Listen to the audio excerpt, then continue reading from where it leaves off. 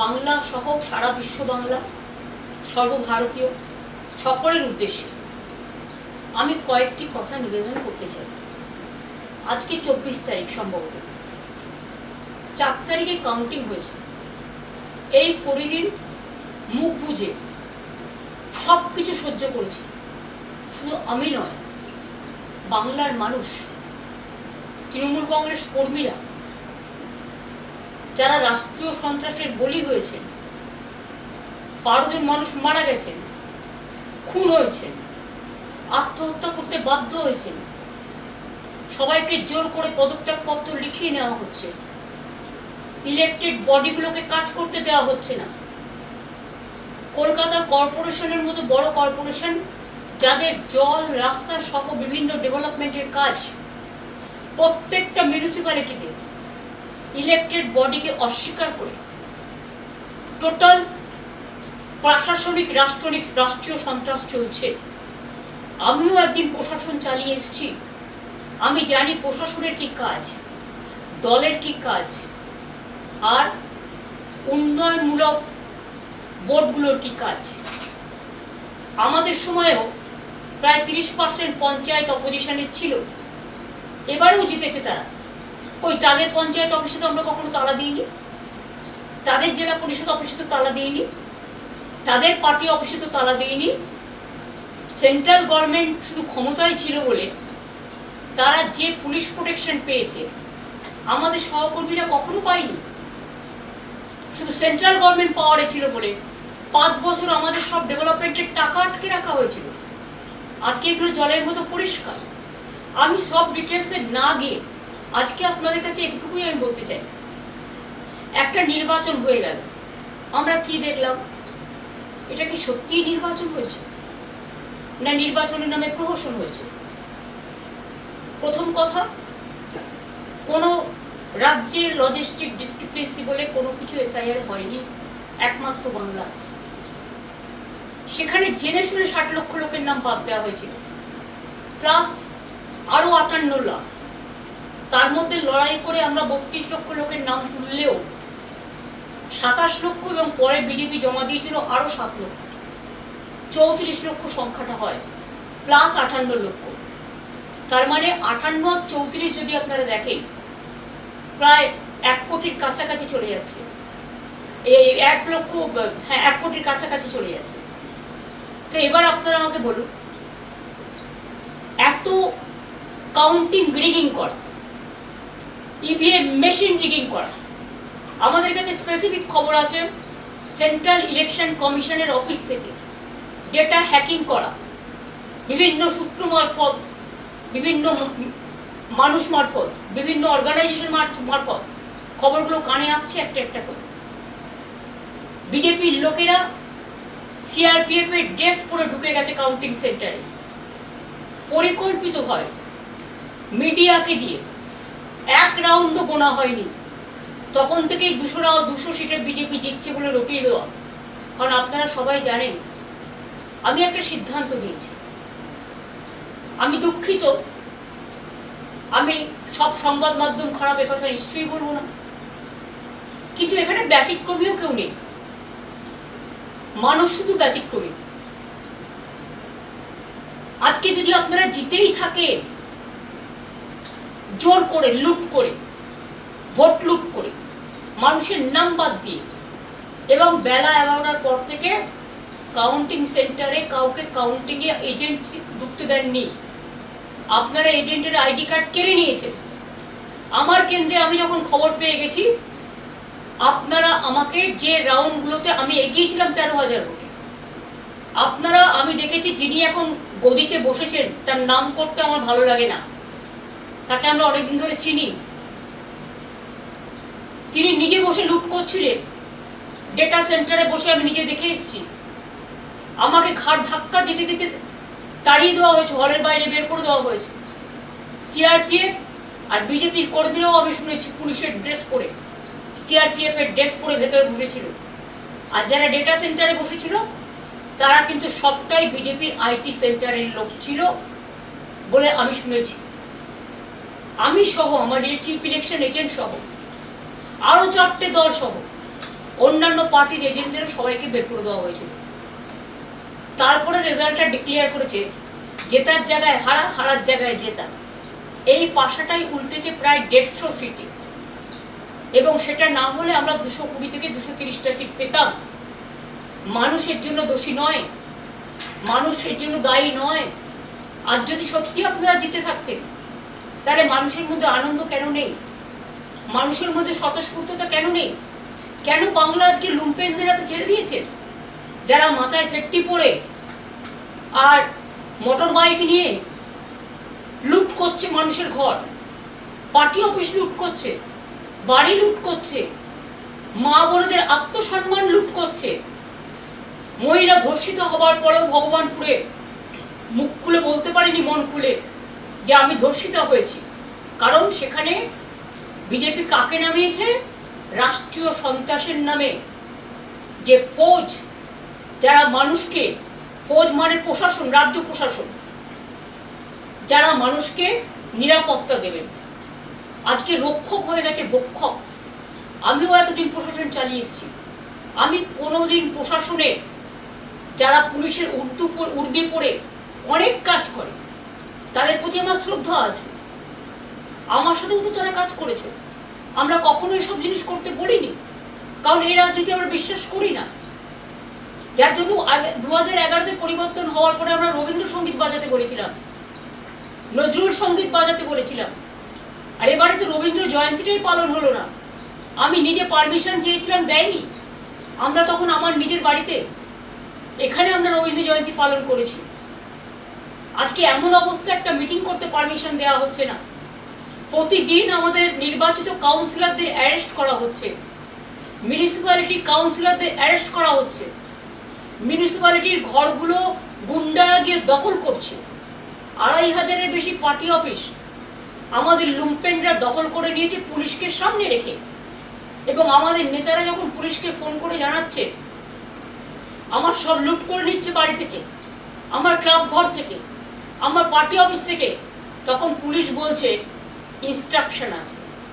মানে যিনি এখন লুট করে, ভোট লুট করে রাজ শাসনে বসেছেন, তার তো চেয়ারে বসারই কথা নয়। তিনি কি করে বুঝবেন মানুষের দুঃখ দরদ? তৃণমূল কংগ্রেস দেখলে কয়েকটা লুম্পেন চোর চোর বলে বলে বেড়াচ্ছে। কারা এরা? এরা বাংলার লোক নয়, বহিরাগত। তারা বাংলার সংস্কৃতি জানে না, তাই ক্ষমতায় এসেই বুলডোজার চালিয়ে মানুষের বাড়ি ভেঙে দিচ্ছে, হকারদের জীবন জীবিকা কেড়ে নিচ্ছে। গরিব অসহায় মানুষ আজকে না খেতে পেয়ে রাস্তায় ভিক্ষে করে বেড়াচ্ছে। এমনকি কর্পোরেশনের নামে মেয়র জানে না, মিউনিসিপ্যালিটির চেয়ারম্যান জানে না, অফিসাররা ইনস্ট্রাকশন দিচ্ছে, তাকে ডিফেন্ড করার সুযোগ দিচ্ছেন না। যদি কেউ বেআইনি হয় তাকে জানানো উচিত যে আপনি হিয়ারিং এ আসুন, কোনটা ডিভিয়েশন হয়েছে আমাদের জানান। হিয়ারিং এ এসে যদি আপনি দেখেন ছোটখাটো ডিভিয়েশন, তাহলে সেখানে অ্যামেন্ডমেন্ট করা আছে, পেনাল্টি করতে পারে। কিন্তু সেটা না করে আপনারা কি করছেন? গায়ের জোরে মানুষ কত কষ্ট করে একটা ঘর তৈরি করে, একটা আশ্রয় তৈরি করে, সব ধর্মের ক্ষেত্রেই করছে, শুধু তিনজলা তপসিয়া নয়। হাওড়ার শিয়ালদা থেকে শুরু করে, বিধাননগর বনগাঁ থেকে শুরু করে, বর্ধমান আসানসোল থেকে শুরু করে, দুর্গাপুর কলকাতা থেকে শুরু করে সব ভাবছেন ভেঙে উড়িয়ে দেবেন। এমনকি আমার খুব খারাপ লেগেছে যে একজন আর্টিস্টকে দিয়ে আমি করিয়েছিলাম, লোগোটা আমি এঁকেছিলাম। আপনাদের আমার উপর রাগ থাকতেই পারে, যেটা দেখে আমাদের ছোট ছোট ভাই বোনেরা, স্পোর্টস লাভাররা গিয়ে সেলফি তুলত, এবং ফিফা যে আন্ডার-17 খেলা করেছিল সল্টলেক স্টেডিয়ামে, তারা সেটাকে অ্যাপ্রিসিয়েট করে গিয়েছিল। সেটাকে ভেঙে উড়িয়ে দিয়েছেন নিজেদের নামে স্ট্যাচু করবেন বলে। নিজেদের নামে সারা কলকাতা স্ট্যাচু করে বেড়ায়। আজকে আপনারা করবেন, কাল ক্ষমতায় থাকবেন না, কালকে অন্য যারা আসবে একই পথ তারা অনুসরণ করবে। ওই আমরা তো এটা করিনি। আমরা তো লেনিনের মূর্তিতে হাত দিই, আমরা তো স্ট্যালিনের মূর্তিতে হাত দিই, আমরা তো চার্চিলের মূর্তিতে হাত দিই, আমরা তো শ্যামাপ্রসাদ মুখার্জির মূর্তিতে হাত দিইনি। যদিও আমরা জানি যে তারা বিভিন্ন বিরোধী দল বিলংস করে, তা সত্ত্বেও তার কারণ এটা যার যার নিজস্ব আদর্শ, নীতি বা রুচির উপর নির্ভর করে। তো আজকে আপনারা যে রাষ্ট্রীয় সন্ত্রাস করছেন, যদি চেয়ার বলে আমি ২৫০০ লোককে জেলে পুরব, আর তৃণমূল কংগ্রেস কর্মীদের জন্য আলাদা জেল তৈরি হয়েছে, আমি তো মনে করি তার প্রথমে জেলে যাওয়া উচিত। সারদা থেকে নারদা কোথায় নেই তিনি? আজকে যারা অর্ডার দিচ্ছে তারাই তো আউট অফ অর্ডার। লাইনটাকে বেলাইন করে দিয়ে কোনো আইনের তোয়াক্কা না মেনে, মানুষকে আত্মরক্ষার সুযোগ না দিয়ে বিরোধী দলকে আপনি সমূলে উৎক্ষেপণ করবে, উৎক্ষেপ করবে, উচ্ছেদ করবে। উচ্ছেদ করাটাই আপনাদের লক্ষ্য। আপনারা গড়তে পারেন না, আমরা গড়ে এসছি, আপনারা ভাঙছেন। এমনকি বিশ্ব বাংলার মতো ব্র্যান্ডকেও পর্যন্ত অনেক দোকান আপনাদের লুম্পেনরা ভেঙেছে। কাল বিধাননগর থেকে আমি শুনেছি সুফল বাংলা গরিব মানুষ সহজে অল্প সস্তায় খাবার পেত, সেটাকেও তুলে নেওয়া হয়েছে। অনেক কিছু বন্ধ করে দিয়েছে। মে মাসে তো কেউ লক্ষ্মীর ভান্ডার পায়নি। মে জুন মিলিয়ে ২ মাস ৩ মাস দেবে, তারপর অন্ধকার অন্ধকারেই থেকে যাবে। মনে রাখবেন, বাজেটে বলা হয়েছিল ১ এপ্রিল থেকে সরকারি কর্মচারীরা ডিএ পাবে। তো আজকে তো মে মাস হয়ে গেল। আপনারা বললেন 7th পে কমিশন আপনারা করলেন, এটা আমরা বাজেটে অ্যানাউন্স করে দিয়ে এসেছি। এর জন্য ক্যাবিনেট হয়েছে। মনে রাখবেন, বাজেট হওয়ার আগে একটা স্পেশাল ক্যাবিনেট হয় এবং ক্যাবিনেটে এগুলো ধার্য হয়েছে। একটা কথা আছে না, old wine in a new bottle, পুরনো বোতলে নতুন মদ। যদিও কথাটা শুনতে ভালো লাগে না, তো আপনারা কি করছেন? আমাদেরই পড়ে যাওয়া জিনিসগুলো অপব্যাখ্যা করছেন, নানা রকম নাম দিচ্ছেন। রেশন পাবে না, বিয়ের ভাতা পাবে না, মিড ডে মিল পাবে না, কেউ ঘর থেকে বেরোবে না। 3 বার পেট্রোল ডিজেলের দাম বাড়ালেন পরপর। এটা আপনাদের অবশ্য প্রতিবারই আপনারা করেন।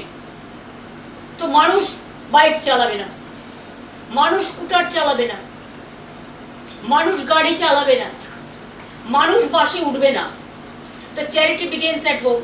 মাননীয় প্রধানমন্ত্রী, স্বনিবেদন করে আপনাকে বলছি, বাংলাটাকে জোর করে লুট করলেন তো, তা আপনি কি একটা উত্তর দেবেন বা আপনার পার্টি, যে আপনি যে বিদেশে ঘুরে বেড়াচ্ছেন, কত জ্বালানি খরচ হচ্ছে, এবং সেখানে গিয়ে মানুষ কাঁদছে, দেশের অর্থনীতি ঝুঁকছে, আর আপনি চকলেট দিচ্ছেন। চকলেটটা ইটালিকে না দিয়ে, ইটালির প্রধানকে না দিয়ে বাচ্চাদের দিতে পারতেন। বাচ্চারা চকলেট খায়। হ্যাঁ, অবশ্যই এসব জিনিস তো আপনি ভালোবাসেনি, আমরা সবটাই জানি, কিন্তু আমরা কোনোদিনও পার্সোনাল ব্যাপারে যাইনি, তাই পার্সোনাল ব্যাপারে অ্যাটাক করিনি।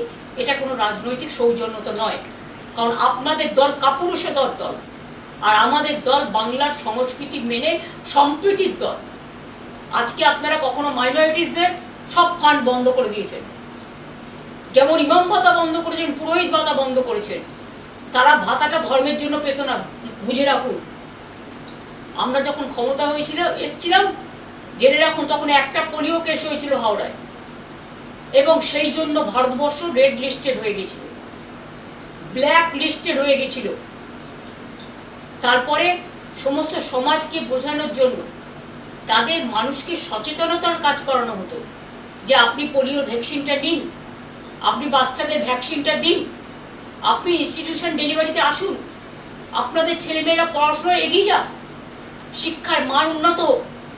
এই জন্য করা হয়েছিল, সোশ্যাল ওয়ার্কে তাদের কাজ করানোর জন্য।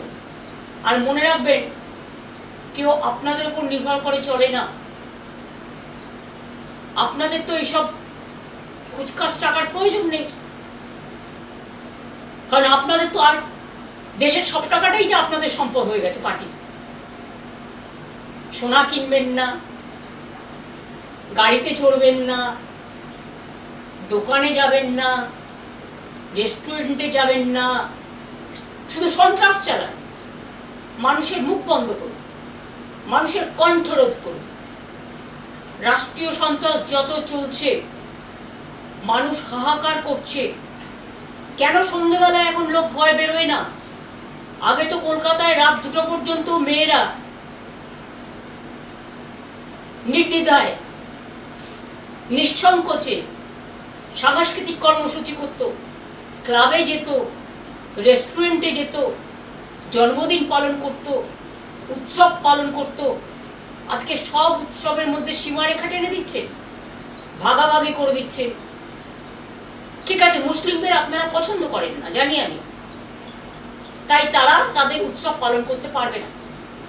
আজান আপনারা চান না, ঠিক আছে, আপনারা একটা কাজ করতে পারেন, ডেসিবেল সাউন্ডটা লিমিট করে দিন,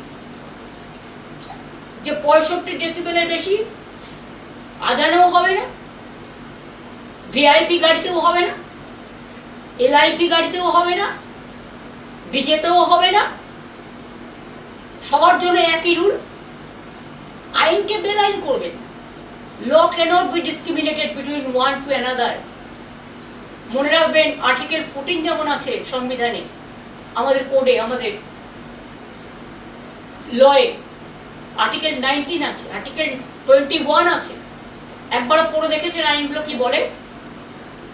আপনার কারো অধিকার কারবার অধিকার আপনার কেউ দেয়নি। দেশ চলে গণতন্ত্র মেনে, সংবিধান মেনে। দেশটাকে এইভাবে দুর্লভলুণ্ঠিত করে, ভুলণ্ঠিত করে, অত্যাচারিত করে, কুৎসিত চেহারা, কদর্য চেহারায় নিজেদের মনগুলোকে এক একটা স্তূপাকার জঞ্জালে পরিণত করেছেন। এখন তো জঞ্জাল থেকেও ভালো জিনিস তৈরি হয়। মনের জঞ্জালটা একবার পরিষ্কার করবেন। তৃণমূল কংগ্রেস কর্মীদের 2,500 অফিস ভেঙেছেন, কাউন্সিলরদেরও অ্যারেস্ট করেছেন। যে সুদীপ পোলে বেহালার বরিশা ক্লাব তার সাথে যুক্ত, এবং পহেলগাঁওতে যখন মারা যায়, শহীদ হয়, বীর শহীদ, তখন ওই পহেলগাঁওয়ে যে বাবা মা, বৃদ্ধ বাবা মা, তার দেখাশোনা করে কিন্তু সুদীপ পোলে। তাকে আপনারা কালকে রাত্রিরে হঠাৎ করে অ্যারেস্ট করলেন, কি না তো এক্সটর্শন কেস। দুজনকে বসিয়েছেন এখানে। তারা কারা? আমি নাম করতে চাই না, আমার লজ্জা লাগে নাম বলতে। তারা নির্বাচন পরিচালনার দায়িত্বে ছিলেন। একজন বাংলার সিইও আর একজন ডেপুটি সিইও হয়েছিলেন। এলাকায় গিয়ে গিয়ে ত্রাস সঞ্চার করেছেন।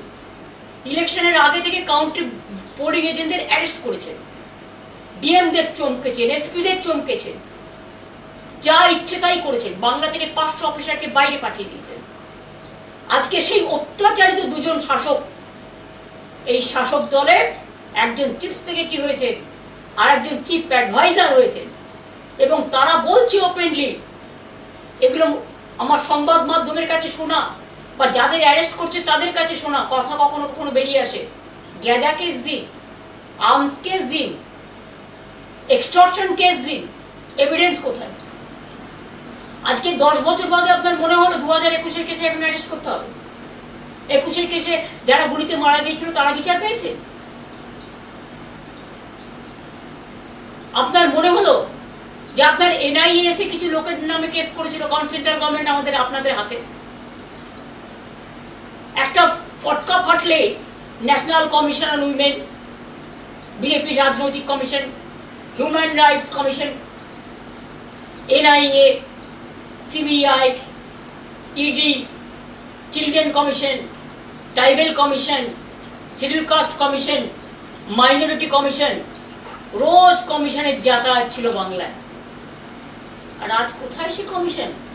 All commissions are missing. Where is their identity? Where they are hiding? Why they are hiding? When Bengal, the atrocious is going on just like sky high. All the torture has become now atrocious, terrible. You have captured the vote. You have looted the vote. आपने vote लूट किया है। इसका बाद आपका शर्म नहीं लगता है कि आप हमारा 2-2,500 पार्टी वर्कर को आपने अरेस्ट किया? आपने हमारा 2-2,500 पार्टी ऑफिस को लूट किया? आपने हॉकर लोगों को जीवन जिंदगी खत्म कर दिया? आपने कितना लोगों को घर तोड़ दिया? आपने बुलडोजर लेकर वर्कर को अलाउ किया रास्ते में काम करने के लिए? और एक जगह सेंट्रल फोर्स अभी बीजेपी पावर में है इसी के लिए, और साथ में स्टेट पुलिस फोर्स जो अपने चुन के ले आया बीजेपी से। साथ में बीजेपी का जो लोग है वो भी पुलिस का ड्रेस करके निकालता है। मेरे को पहले पता नहीं था, चुनाव का टाइम में भी ऐसा ही किया। आपने काउंटिंग एजेंट को घुसने नहीं दिया, हम लोगों को घुसने नहीं दिया। जब पहले फर्स्ट राउंड भी काउंटिंग नहीं खत्म हुआ तो आपने मीडिया, गोदी मीडिया को प्लान करके बताया कि 200 सीट के ऊपर बीजेपी जीत रहा है, और 39 ट्रेन में अब बाहर का आदमी को भेज दिया कि काउंटिंग लूट करने के लिए। और काउंटिंग में हमारा event in my personal constituency कैसे जीता आपने, वो तो हम कोर्ट केस में करेंगे। आपका अगर गट्स है तो फोरेंसिक रिपोर्ट करिए। ईवीएम मशीन हम लोग चाहते हैं पूरा हमको मिलना चाहिए।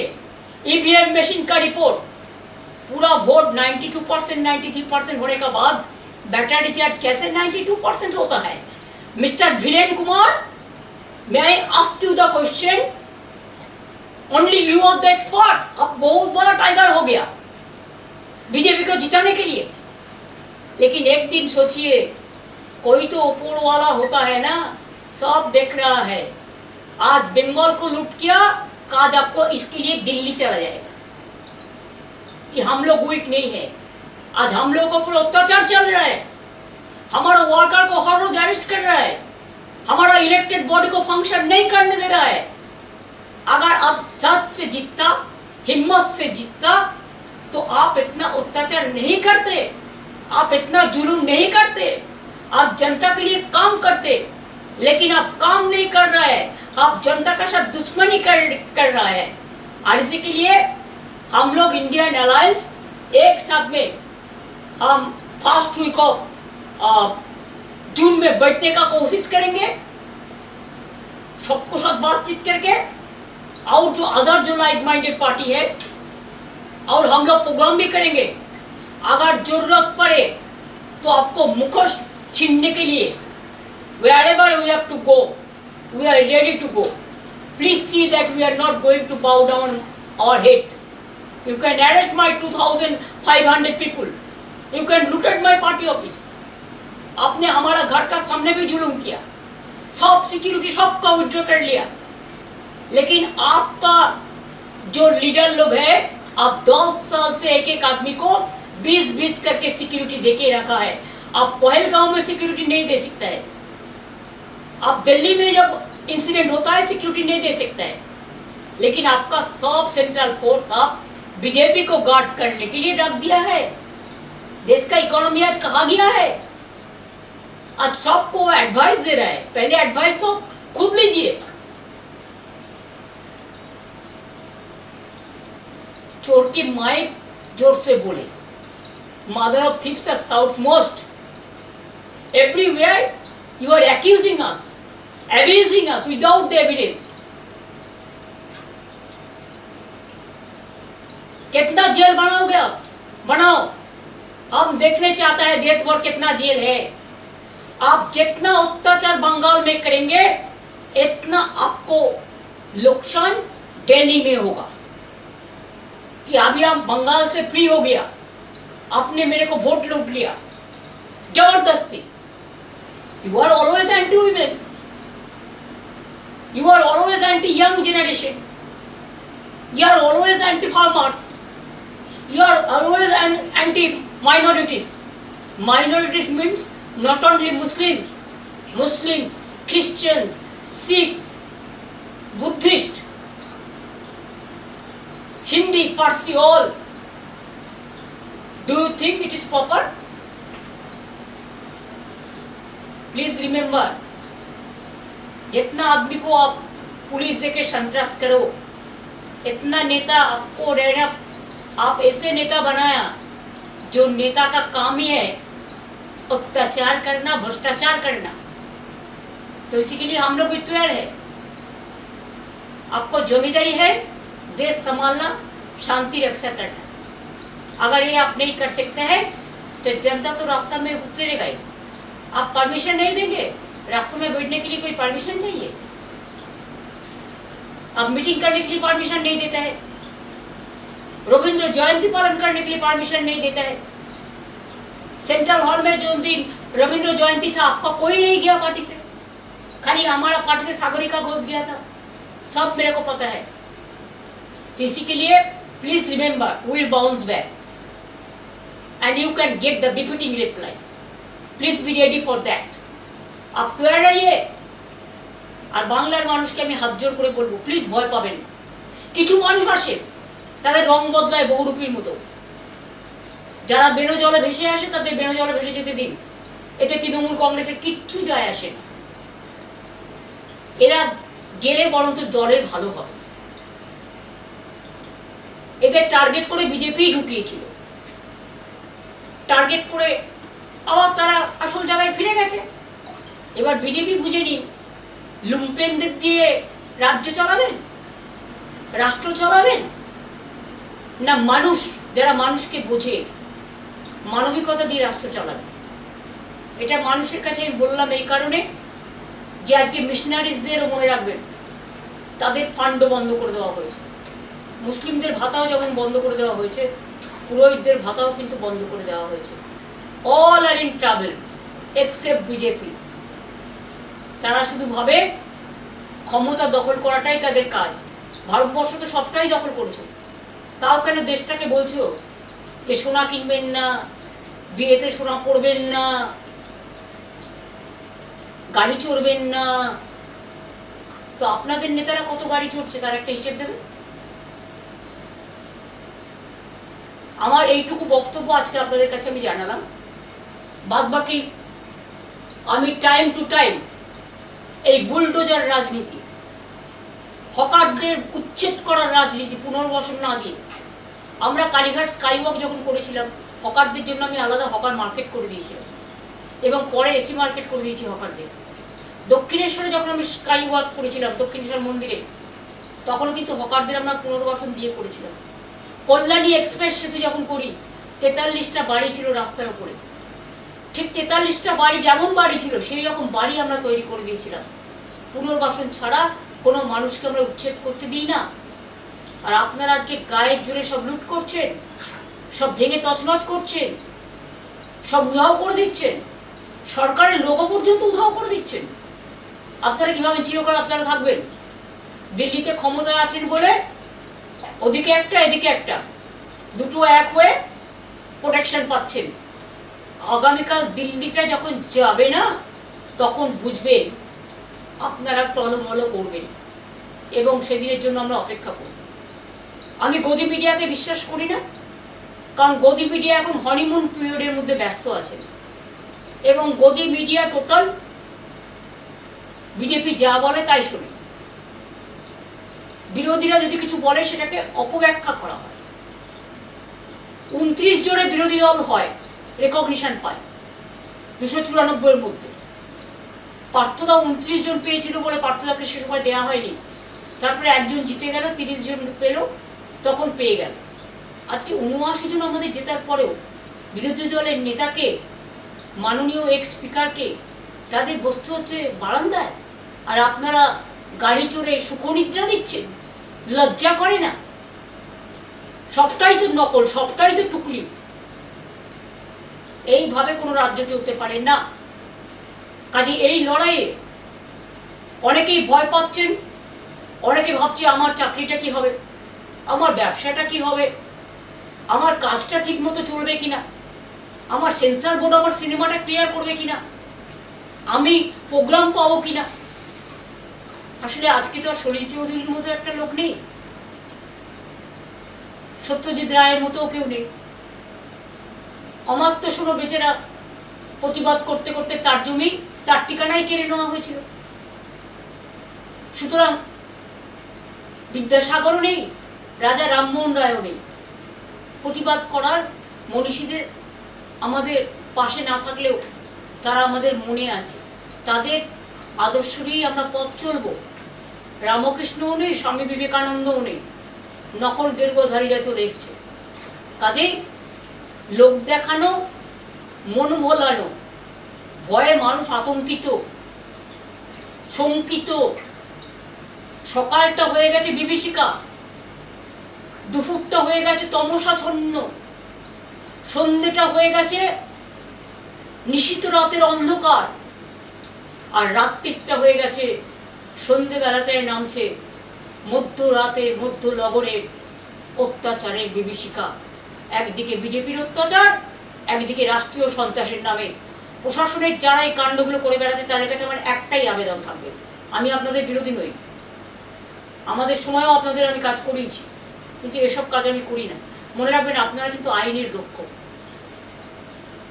কয়েকটা দিন কোর্টে সামার ভ্যাকেশন চলছে, কোর্ট আবার খুলবে, সামার ভ্যাকেশনেও ভ্যাকেশন বেঞ্চ থাকবে, ভাবছেন সবটাই ম্যানেজ করে চলবে? তো অপেক্ষা করুন।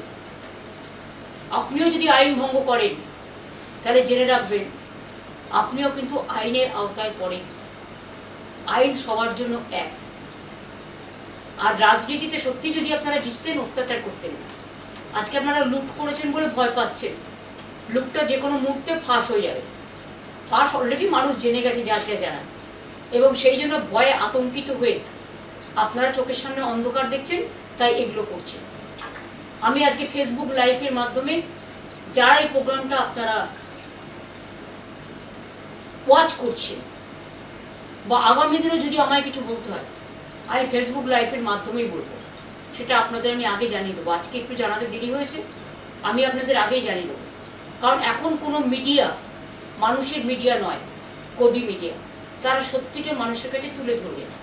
কাজে আমার অস্ত্র আমার ফেসবুক লাইভ, আমার ফেসবুক ফেস টাইমটা দেখবেন, ফেসবুক লাইভটা দেখবেন, পার্টির টুইটারটা দেখবেন, পার্টির হ্যান্ডেলগুলো দেখবেন। সেখানে আপনারা আমাদের যে মতামত, সেই মতামত জানবেন। আর মানুষের জন্য এই রাষ্ট্রীয় সন্ত্রাসের বিরুদ্ধে আইনের লড়াইয়ে আমি নিজেও কাঁধে কাঁধ মিলিয়ে লড়াই করব। আমি দেখব ভারতবর্ষের সংবিধান বড় না বন্দুকের নল বড়। আমি এটুকু বলে আজকে আপনাদের সকলকে ধন্যবাদ এবং নমস্কার জানিয়ে আজকের মতো শেষ করছি। কিন্তু আমি আবার আসবো, আর যখন আসবো আমি আগে থেকে আপনাদের জানিয়ে দেবো। আমি কিন্তু এখন কোনো মিডিয়ায় যাচ্ছি না। নমস্কার।